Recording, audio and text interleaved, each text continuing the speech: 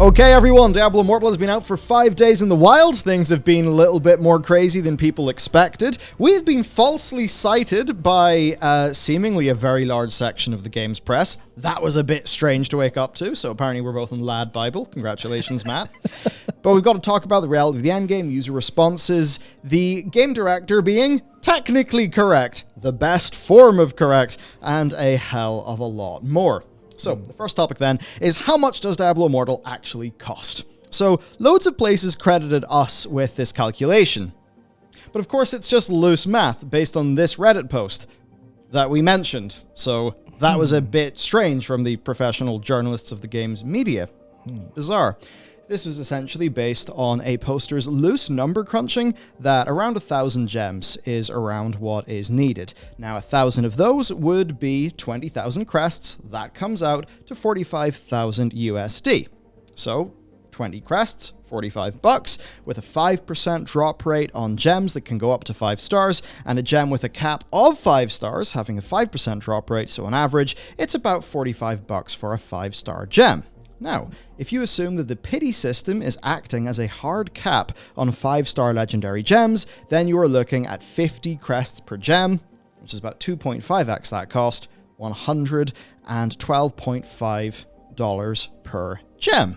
So going by the original logic of you would need 2,000 gems to get Resonance 50 out of 50, it would be 224,000 US dollars. So, Games Press, you could have doubled your headline, guys. Come on. Yeah, I mean, they could have done better than that because it was Shroud and Rich Campbell were talking about it, and they kind of loosely suggested, I think based off me saying that was like average luck, that it was about 500k.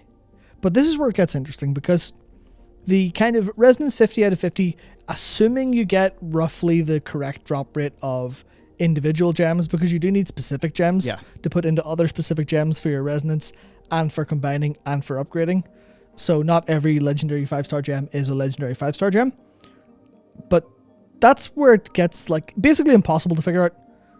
So if you wanted 2,000 gems to get your Resonance 50/50 across all your boards, that's $224,000. It could be technically more, but it's really hard to say.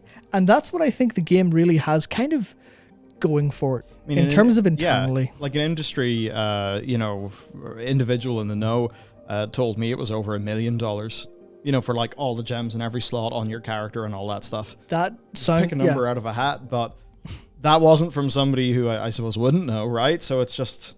Yeah. It's purposefully really, really, really vague. Because this sort of thing is the last thing they would want you to know. There's so many layers of randomness that to actually... I mean, to simulate this would be a super hardcore job that you would need to build a sophisticated model for. Yeah. Especially when you start to take into consideration the time elements of all of this. Because, of course, everything's weekly capped. The only, system that... And this is kind of to their... I want to say to their credit for designing a system that feels kind of... so defensible by people. But legendary gems are basically the only place you can go super, super, super deep. Because the legendary crests are loot boxes that you play the game to open. Yeah, like you're not literally buying loads of like green and orange gear. Yeah, that's a thing where that's okay. That's the Diablo loop exists there, and that's very intentional because you can enjoy that as FTP to a degree, but it's just this case of it's so complicated that you can't figure it out. You get all of these I don't want to be mean about it, but people who just go, okay, well, but all of these other things. Oh yeah, but for everything that you bring up around this pay to win. And that's entirely by design. It's like, just don't pay.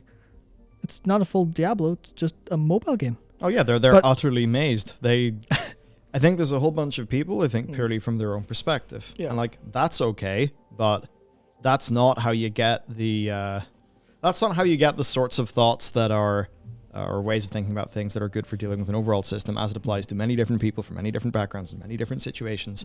Yeah. You can't just kind of put your fingers in your ears and say, well, me, I'm not going to do the paying or whatever. But ultimately you've got to think, well, why did they design it this way? How did they design it? Yeah. It was obviously designed for a reason. You can choose to ignore that. But ultimately they did nerf the average player's experience to make the premium player's experience actually feel worth paying for. They have to bring everyone down so the person who pays to accelerate feels way better. That is a core tenet of games like this. And that some people struggle to see that, and they struggle to see how that impacts the free-to-play player, it's just insane. I mean, even right now, like being level 41, like trying to get some levels in the game, very much, one of the things I could be doing is just say, running a bunch of rifts. It's like, all right, I don't have the crests. Okay, I could just do runs without the crests, but you definitely feel like you're wasting your time. And the game goes out of its way to make you really feel like you're wasting your time. And the lead high-value item in all of the bundles that you get, or, the bundles that you unlock after you complete, like, the sort of dungeons that are major parts of an act, well, those, like, the heavy lead value item is, it's either maybe a bundle of 5 rare crests and 1 legendary crest. They're very much front-loading you with micro-purchases of those things to get you used to a certain pace of progression so that they can then take it away, and it goes to the slow daily grind. It's so fucking transparent, and I guess it's insane to me that people can bring up this just level of whataboutism that's completely unhelpful. I think it just shows that there's a lot of people, they don't want to engage in a discussion because, I don't know, maybe they can feel superior by just being like, oh, well, I'm above you all. I'm floating on a cloud above this. But it's like, no, this is really happening, and it's creeping, right? Like, this is going to be a game on PC now. Lost Ark is a game on PC. We are seeing more and more within this genre happening on PC. So if we're just completely silent now, like, yeah, people weren't loud when this shit was going on in ARPGs that really only did well in China because they didn't impact us. Now we're seeing them impact us. So now it's actually time to make some fucking noise. I mean, how many times do people actually just speak their mind loud enough and in unison, and the companies end up changing things? Like, it does actually happen. Yeah. Battlefront 2, the weak-ass motherfuckers who are just going around with the whataboutisms, basically being useful idiots. If they got their way, the Battlefront 2 wouldn't change. EA wouldn't learn that lesson. We maybe would have seen those things encroaching the industry more.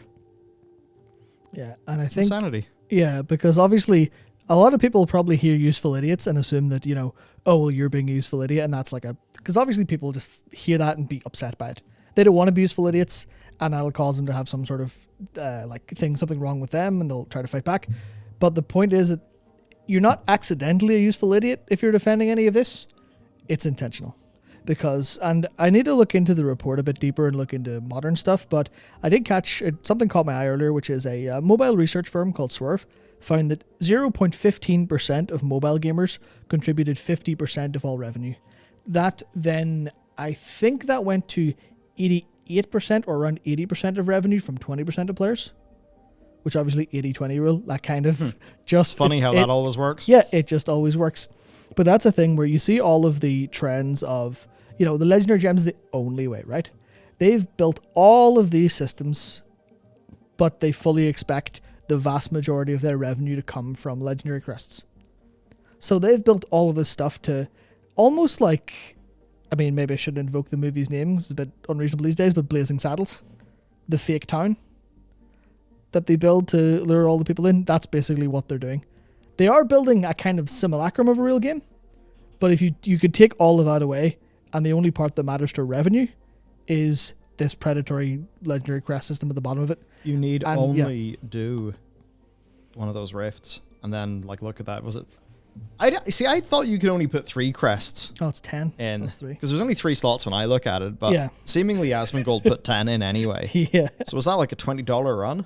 Mm-hmm. And you compare the loot that I got to what he got. Yeah, I said this before. Asmongold got more legendary gems in that $20 run than I had in double his playtime. Obviously, the rare quests are all daily gated and stuff like that, but it was still just oh, I can see the dopamine released experience of getting a load of loot costs money. Yeah, and while there are some things that can give me some additional of those rare crests, by default I get 1 rare crest a day, and whenever I look at the UI, it lets me put 3 in. Yeah. And you see the UI, it says rare crest, legendary crest, and just a thing that says buy more, or get more, and it's obviously a paid thing. Yep. Right? So, no, this is deeply ingrained into the design of this game, absolutely make, no illusions. So it's like when people talk about this, they're technically correct. Like, it is a full big Diablo game. I'm now level 41. I can tell you this game has got good content, good dungeons, fun gameplay. I'm enjoying all the different abilities that I have, and the legendary gems that I have got. Like, yeah, you can swap them around in your build. They'll do things, I have one that means whenever I use strafe, it throws out little grenades. One that whenever I do like my sort of flippy, spinny, shooty thing, it's like ice arrows. And those are all really, cool and fun. Now, in my case, those are 1 and 2 star gems. Which, of course, because then those gems, of course, they have to be upgraded. And if I want to upgrade some of those gems, the resource that I need to do that involves taking a 2-star legendary gem that I got and breaking that down and using it basically as fuel to power it up. Then you start to realize, holy shit, these gems are money. Yeah, the gems are money, everything's focused around them, and every other system is just to funnel you towards that. Which obviously we'll talk about when we talk a little bit more about Endgame and how that feels. But it's just, I think it's the principle of the matter. Ultimately, all of the good Diablo that they've built for this acts as a Trojan horse. And inside is a new acceptable, a new standard, a new okay, a new, but it's like, oh yeah, sure it's for whales, but it's a good Diablo game. And then what happens when they don't have the Diablo game next time be as good? Doesn't matter. The standard's there. What does this mean for, you're done with Diablo Immortal? Maybe you'll play another game that's maybe not as good, maybe not as Blizzardy, but it's now more acceptable to play those games.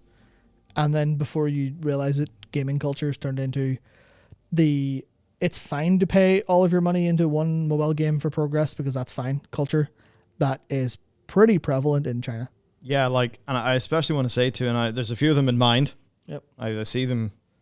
It's like, do you really think that when companies see this make a fuckload of money and see Lost Ark do super well, what do you think they're going to do for the monetization of their upcoming PC game?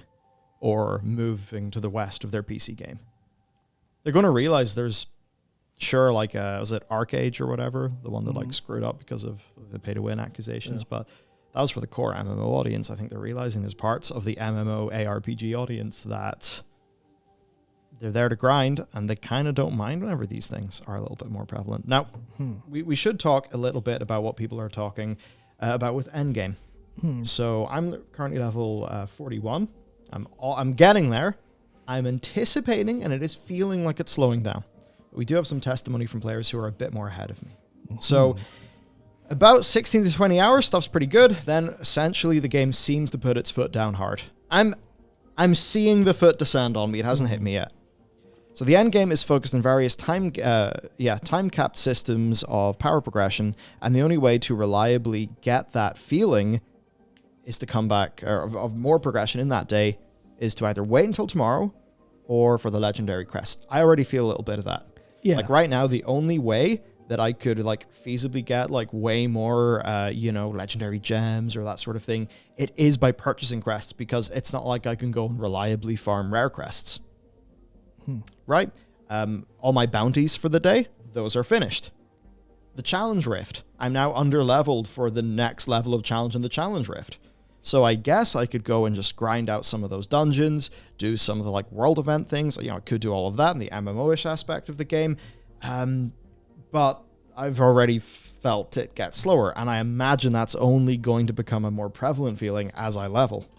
Yeah, well, it's the same thing as most MMO and most kind of power progression game design, where you have this nice little trek up when you're leveling until you reach the end.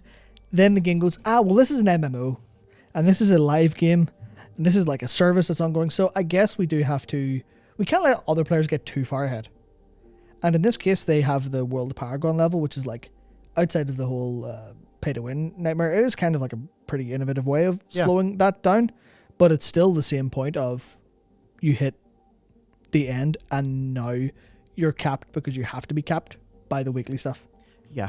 And the thing that a lot of the people who are doing the whataboutisms and the sort of default defending of this game is that, of course, the first 30 levels or whatever, the initial free-to-play experience is brilliant. Yeah, of course. Why do you think it's brilliant? Are you so foolish to not understand how this business model works? And a lot of these people, they say, oh, it's super great, whatever, and then they claim to be like experts in the mobile genre. And it's like, yeah, just because the first 30 levels of this game isn't putting your dick in a cheese grater does not mean that it's suddenly good or it's okay. It means it's a significantly more effective funnel. Yeah. It's a more optimized free-to-play game because they've realized that if they don't hook people on the free sample, they won't create the habit-forming behavior, because what they want to do is make you feel like you're consistently getting really good deals, buy the Boon of Plenty, maybe even buy 2 of them, stack it for 60 days, and then create the daily login habit for your Boon of Plenty and for your first kill of the day. And now the habit has been formed, so by the time you hit level 50 and you really feel it slow down, you're just burning to get to level 60 because you feel like you've had a good time and be given a good deal, and like, okay, I'll give them some more. And all of this is just habit formation, because every single tiny purchase, like the 89 pence one at the start, that's the thinnest end of the wedge. And then it gets thicker and thicker and thicker and thicker until you're bust wide open. Yeah. I think the... your wallet, that is. Yeah, your wallet. Absolutely your wallet. Yeah, I think that's like completely... Because people kind of have this, I want to say almost an illusion of how much control they have. And I'm not talking purely in the sense of people who are like vulnerable to this, like people with gambling addiction or people who are like predisposed to gambling addiction.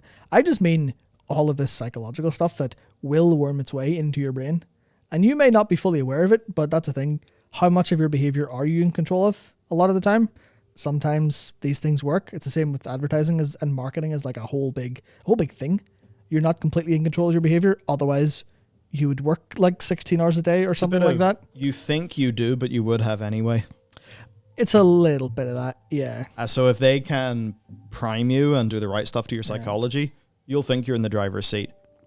But what you're doing and what you think you're doing, that's not your free will. You would have done that anyway because they set you up like that, because it's psychologically extremely effective. Yeah. And yeah, people overestimate their own free will. Yeah, it's like, I think, because one of the things I think that for people who are already, or rather, for people who are receptive to like going, okay, this is definitely bad, the comparison of digital nicotine or even digital opioids in the sense of the first cut, the first wild's really good, you know, introductory deal to your drug dealer, you know, first hit on me kind of thing, where you see, I mean, this used to happen in a place near where I grew up, where there was literally like really scummy dealers would try to give drugs to like literally primary school and early secondary school kids for free and then try to get them hooked that way. And that's kind of what they're doing. But then people hear that and go, oh, you're just calling this game drugs. And they go, no, well, the game's a good game.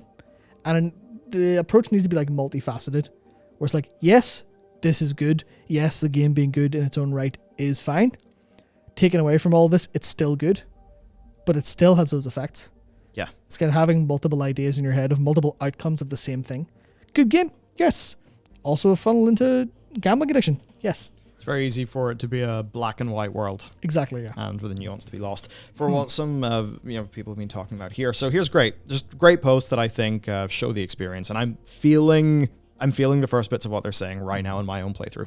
The game is freaking good pre-level 48. You feel a soft slowdown at 30? Yes. Hard slowdown at 40? Yes. Get ready to be annoyed between 48 and 51, frustrated between 53 and 56, to accept it and just farm between 58 and 80. You can have lots of fun until you realize that Hell 1 legendary drops are extremely low, some gear requires Hell 4, and you cannot progress to higher difficulties cause there is a mandatory Paragon level 20 for Hell 2.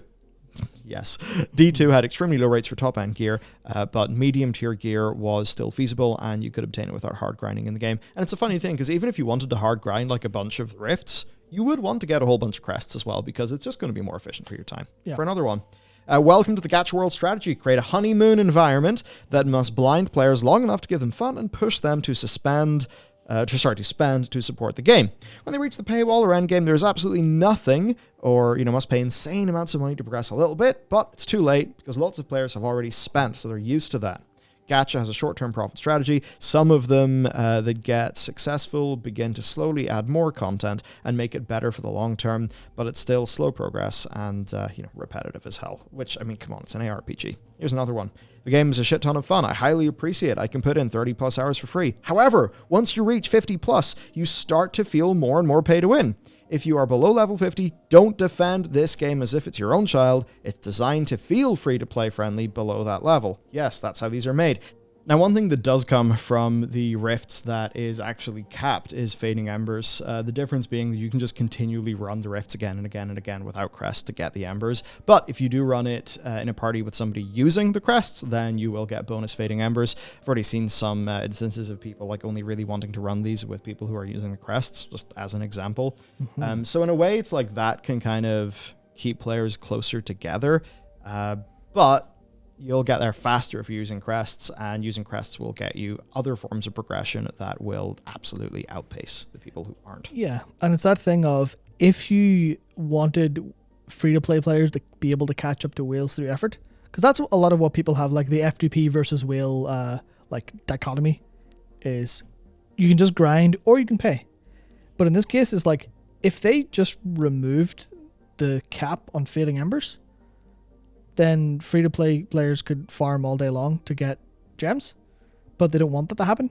And obviously not capping currencies has its own downfall, because then you just have this, like, the thing that happens in World of Warcraft all the time of infinite grind for power. And that's the kind of thing that they're there, but that hard cap's a good idea in general, but it also has that other impact. And you're thinking, well, this is kind of designed to be a catch-up, but it's also not. It could be, so you can see how easily they could make it more fair. I guess the point is they don't want to. Yeah, because like if the power is mostly tied up into a resource like that, and it was just people who paid, maybe were on the battle pass or something, just had a boost so they could get it a bit more efficiently, then you could say that could be a little bit more fair in a free-to-play model, but here it's like, no, not really. Yeah. Now, here's another thing from Wyatt Cheng. So basically, Zizaran highlighted this quote on Twitter from 4 months ago. I saw this one going around. It's from Wyatt on the Reddit, right? And he just says, basically, almost all the facts presented in this post, it's a it's like a pay-to-win accusing post. So he says here, almost all the facts presented in this post are fabricated. In Immortal, there's no way to acquire or rank up gear using money. There's no 50-50 system. There's no rank upgrade. So just the idea that you could purchase with real money resources and then just power upgrade your gear like exists in, say, some, I think Black Desert has a thing like that even. So the link cited as proof. Don't link to proof of the assertions at all. You can choose from a variety of skin tones, including black, during character creation. I suppose that was an accusation of racism. I probably similar into the way that like they airbrushed Finn out of out of the Star Wars stuff. I encourage everyone to form their own opinion of Immortal. It's a game myself and the team poured years of bloody sweat into making. If you're curious about microtransactions, factual information is available elsewhere. You can check out the game for free when it comes out. So I think people read into this and they just say, they hear, no way to acquire or rank up using money. So really, that Wyatt is talking here in the, in regards to gear. Now, I think when most people see something like this, they're just thinking player power. Yeah. Now, this is false. That's false as fuck. So the spirit of what Wyatt is saying, I think, is completely untrue and a total lie. But technically, he is absolutely correct. Yeah. So that's essentially the situation. So he did respond here. He said, hey, Ziz, I've been pretty upfront in many interviews, though apparently not in this post. The gear was the 12 item slots. In many interviews, I also clearly state that money can advance gems and legendary gems. I'm sorry this wasn't clear here. So yes, technically true is the best kind of true. I do have a question here. Isn't Platinum used to buy gear in the marketplace and you can buy Platinum in the shop? I'm actually not certain of this, legitimately asking. And no, you cannot purchase gear. So it's like, if you want to acquire your gear, you do need to acquire that by playing the game. Yep, you want your legendary gear, you want your sets, you want triple stat sets. Go for it. Grind all day long. There's no way money can help you there directly in any capacity. Other than if you have loads of really powerful gems and high resonance, you'll be more powerful, so it can grind more efficiently. Yes. And get the higher difficulties more efficiently, stuff like that. All of that kind of, yeah, but you're generally a stronger player, so it's going to be nicer. It's just not literally connected. Yeah. So it's like, it's almost like it is from a currency using and money in using kind of literal diagram, like technical diagram. They are completely siphoned off systems, but there is that one link that connects to everything else. Yeah. So there is a crack in the window, basically. And then, of course, the way that the caps work in PvP, it's been explained to me that that like a large part of the gems for money and the way that ties into PvP, apparently that funnel's quite aimed at the Chinese market. I mean, I don't really understand the dynamics of play that happen in the Chinese mobile market because, I mean, I just have zero exposure to it. But apparently that's a thing anyway. And that would certainly mesh with some of the things that I'd heard of frustrated users in China about it was either NetEase's or Tencent's ARPGs. Yeah, no, it is definitely, it was, I'm annoyed I can't remember his name. It begins with Rax, but he's a Max Roll player and writer, I believe. And he had a video of PvP and just deleted by someone with loads of gems. Yeah, of course. Just like a gem rooted him in place so he couldn't get away while the barbarian was just spin to winning on top of him and he died in seconds. Does that mean that the opponent paid and then won? The opponent paid and that made them substantially more likely to win statistically. All right, cool. It's literally pay to win then. Sweet. Yeah. And that's but PvP doesn't matter. It's Diablo. It's a PvE loop that people care about, right? Right? Yeah, well, cool. They obviously put that in so that you could feel inferior and then want to buy shit. Yep, exactly. And just I mean, I'm sure they rationalized it as a fun game mode, but we know what it does for the money. I've even seen people be really hyper cynical and say that they know it's like that and they know that they can win some positive feedback and some positive PR by introducing a normalized gemless PvP mode in the future. That's real cynical, but it's also kind of in the realm of possibility. Now, there's a follow-up to Greg2G's video. He did a follow-up called Diablo Immortal Nerf's number one source of legendary gear, rip free-to-play players. Basically, they were dropping from zone events across the beta. I watched the video. I think it was like 22. Now, there were some people in the comments who were providing some pushback to the video's assertion, so I'm not 100% sure. Yeah. So maybe I have to put a pin in that one until we just have a little bit more evidence, but potentially there's something there. Yeah, it's that awkward thing of what's like, are they nerfing the legendaries to go, haha, fuck you, you don't get your legendary gear? Or are they doing it because it's genuinely not good for the game's overall loop? That's kind of the kind of pushback, like, yeah, it's a nerf. Is the nerf warranted? But then you look and go, well, it's a nerf, so in a game where it's pay to win, so that's probably not good. Yeah, the way that money is tied into the progression loop just suddenly means that, more scrutiny. Now, the thing then is scores, press, stuff like that. 81 Metascore, 0.8 user score, right?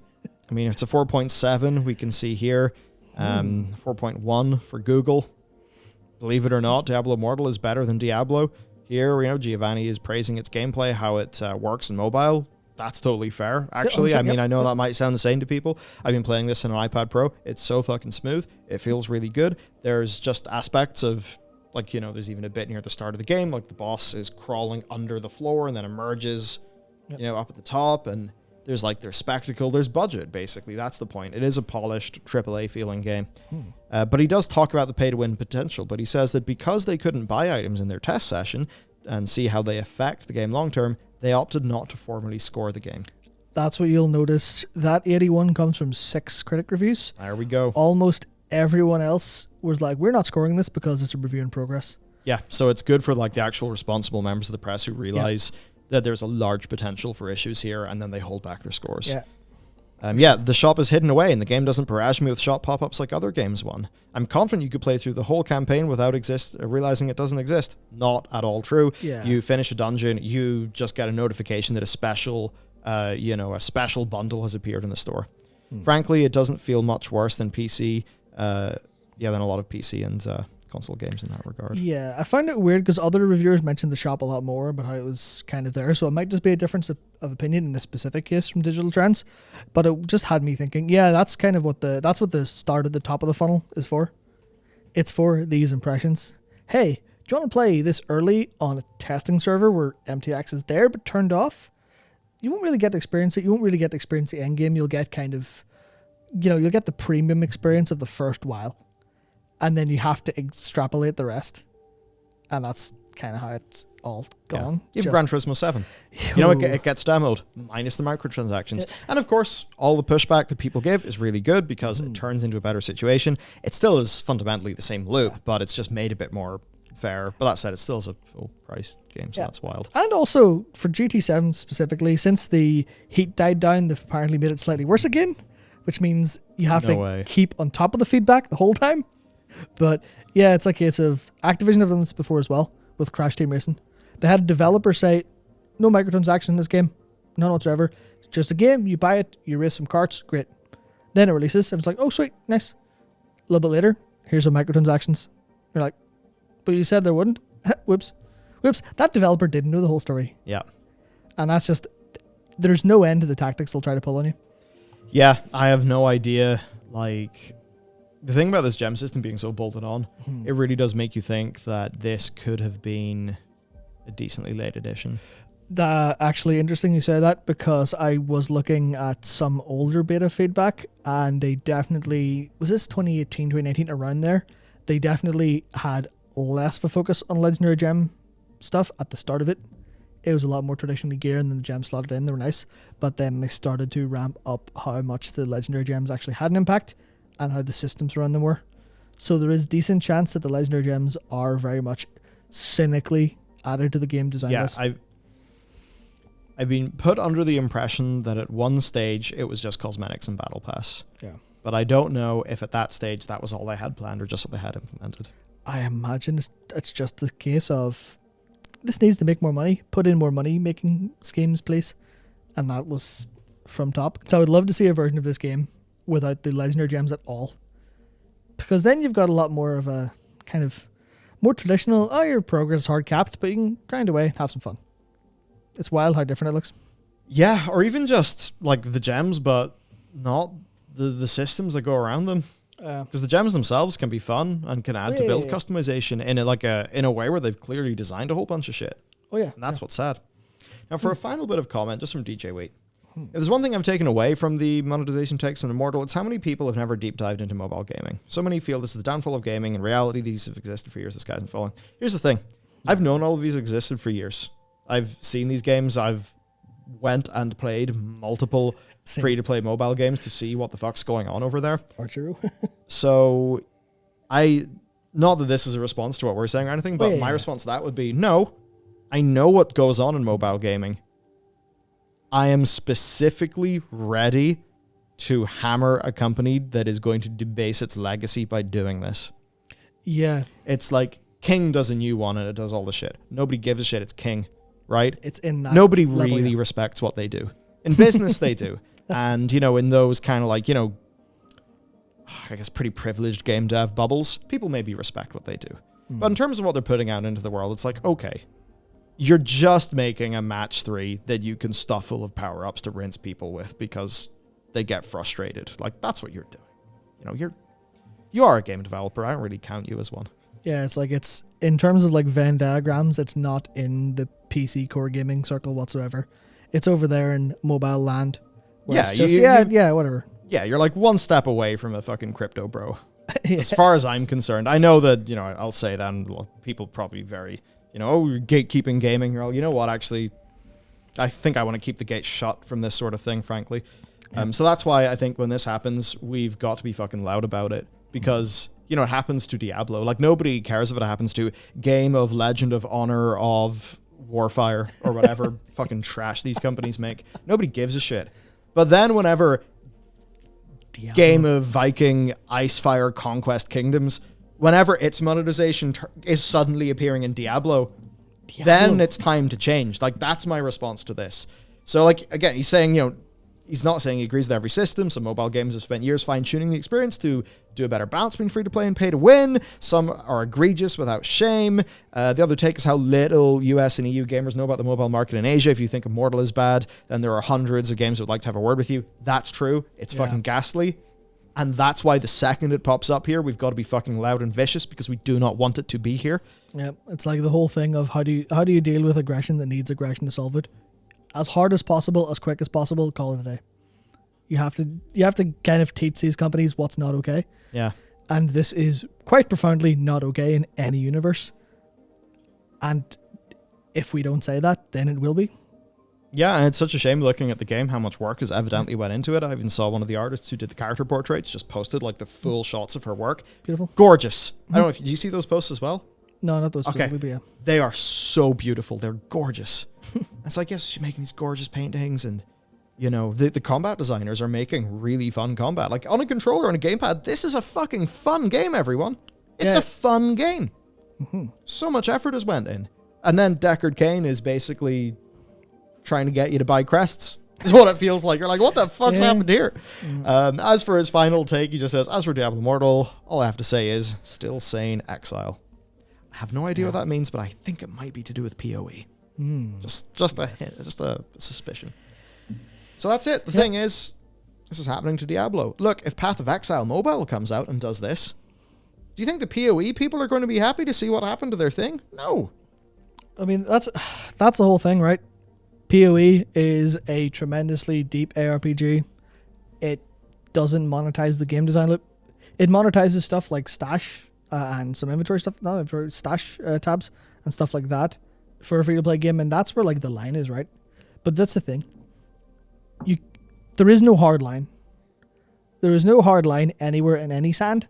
It has to be drawn by kind of the people who are willing to engage with it, and then it needs to be like the unspoken line of that's where it is, no one cross it. Yeah. And PoE is doing a very good job of staying behind that line. Every time Destiny 2 has tried to step over that line in terms of how they've like monetized their cosmetics, they've been slapped back a little bit. And that's the thing where this is just so clearly and abruptly over the line in the same genre that it's like, as long as you stay behind the line, it's not as if we're going, we need, 600-hour long amazing games for free. No one's saying that. People just want it to be a fair experience that isn't predatory. Yeah, like if this game had, a battle pass that maybe just had like a little bit of an efficiency boost, maybe a little bit of stash space, some convenience. Like some stuff that, it would be frustrating to be a free-to-play player, but, it's not a super... It's like you're all getting the same thing. Yeah. It's just a matter of a little bit of efficiency. And that can match different profiles of player. And this is still too much for many people, but if we are, if this has to be free, it's like, do that. But it is so much insanely more efficient for the legendary gems. Like, that's the thing that changes it. And I think as well, this is something that people struggle with. It's principles. And I guess I could do a whole video on this. There's one guy was sort of giving feedback to on Twitter. I'd say this as well, DJ Wade. Don't fall for the fucking naturalistic fallacy. The idea of just because something's natural means it's good. Right, that's what, the fucking homeopaths and the, here's a weird root. And look, I'm sure there's real shit out there. I get it. So much medicine comes from the Amazon and stuff. But that idea of like a natural thing is good. It's like, eat the poison ivy, dickhead. Not everything that's natural is good. Not everything that's synthetic is good. So it's just like, but this is done in mobile all the time. That's like adjacent to the naturalistic fallacy, if you know what I'm trying to get at. Yeah. Right? It's like, well, just because it's natural over there doesn't mean it's okay over here. What sort of logical basis is this? And I think that's what confuses me. So, as for things, in this one, Matt's lucky because you're out. I'm going to hit level 60. I think I'm about to hit the slow bit really fucking hard, so I'll let you know how that goes. I will be doing a review of this game. I want to see what's up, and maybe there'll be a follow-up video after I hit level 60 when I try to see what the end game is. For the way that I'm doing this, I'm feeling like the reasonable thing is to have the battle pass, because I think like the battle pass is maybe like the middle ground of that's perhaps like, I think it's literally the most efficient thing that can be purchased, and it seems like maybe it's like a battle pass plus cosmetics is what people would have accepted for a game like this. So basically what I want to do is kind of play in this like reasonable format. And then I want to see how much does this game make me want to buy a fuckload of legendary crests? How much does it want me to do that? How does that actually feel in the game loop? So I'll let you know. But till then, I've got to go hop on a call, and we'll see you next time.